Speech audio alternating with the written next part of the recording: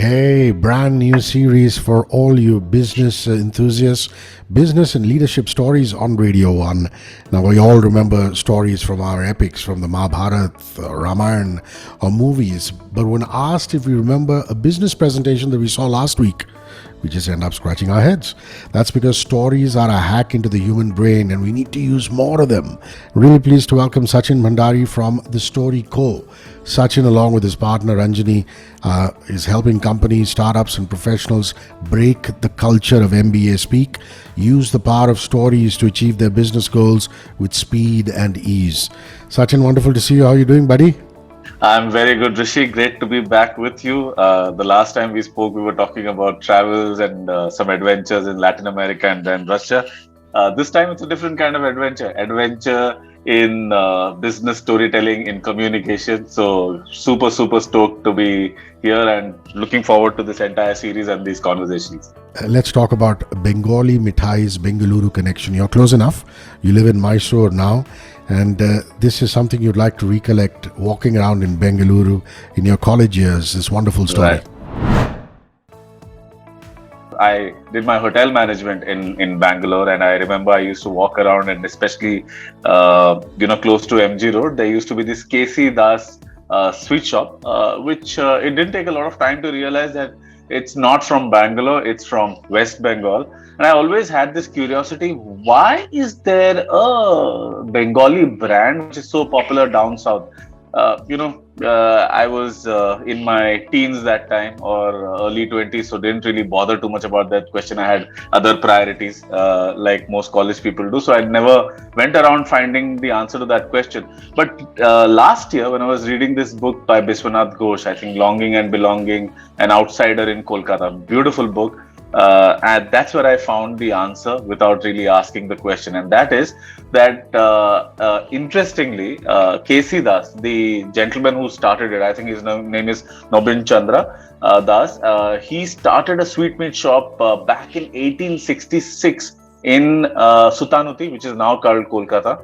And that he says, at least the company claims, that he is the inventor of the Rosogulla, and his Rosogulla was so famous or so tasty that even Rabindranath Tagore could actually take a bite into the Rosogulla and make out that it's from his shop. And if you brought him a Rosogulla from any other shop, he wouldn't accept.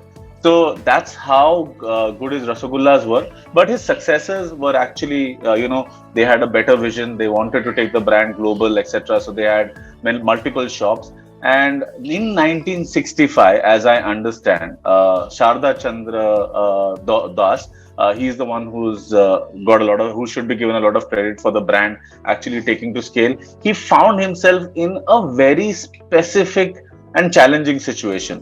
1965, there was, I think, some kind of lack of milk, and the milk trade is something that the government was really worried about, because milk is required for expected mothers and for young growing kids, right? And all of Bengali sweets use milk. So what was happening is that the milk was being used for sweets and there wasn't enough milk for expecting mother or kids, and that's why the West Bengal government of that time actually passed a resolution or a policy which banned from sweetmeat shops and from companies which made sweets to use milk. And how do you make sweets without milk was the question that Sharda Chandra was faced. And that is when he decided that it was time for him to take his business elsewhere. And interestingly, he decided, or he zeroed in on Bangalore, because Bangalore or Karnataka as a whole actually has good quality milk, and not just that, it has a very hard-working labor class. And since then, what has happened is that Bangalore is the operation which actually sustains the Kolkata business. So if you go back to Kolkata, people don't know KC Das as well as they know in Bangalore. KC Das makes about 30,000 rasgullas in Kolkata every day. Most of them are canned and they are exported and all of that. But in Bangalore, they make about 45,000 of them, and most of them are sold in the city. Only a small portion of them are canned. So in that sense, it's a Bengali brand by name, but it's a Bengaluru brand by spirit. So Bengali name, but Bengaluru or a Kannadiga identity is what I think the brand has got. So an interesting story behind why you find KC Das shops in the streets of Bangalore. Now, this naturally segues into our leadership tip or our communication tip for today. And what would that be? What can we learn from that story?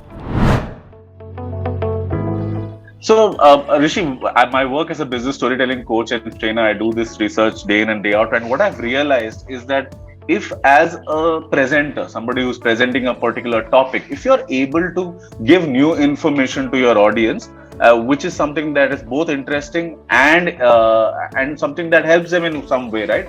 They will gravitate towards you. So, a lot of times this happens that we see an anomaly, but we do not really know the answer behind that. Just like how I didn't know the answer behind why KC Das shops are there in Bangalore.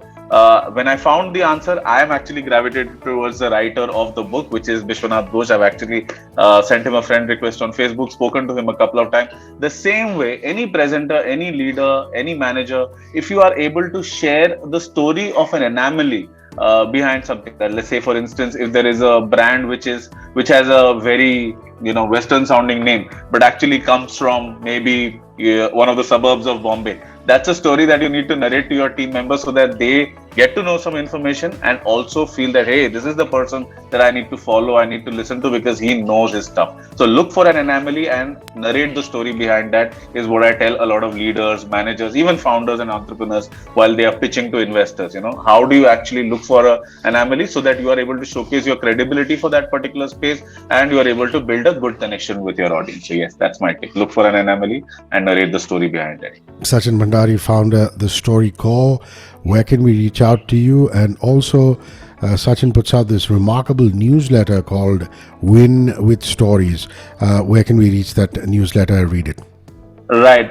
Rishi, I write at least 5 days a week on LinkedIn. I share a story and a communication tip in most of my LinkedIn posts. So whoever wants to connect with me and wants to learn more about business storytelling can look for Sachin Bhandary. That's Sachin. That's the easy part. Bhandary is Bhandary, not I. Dary, not I.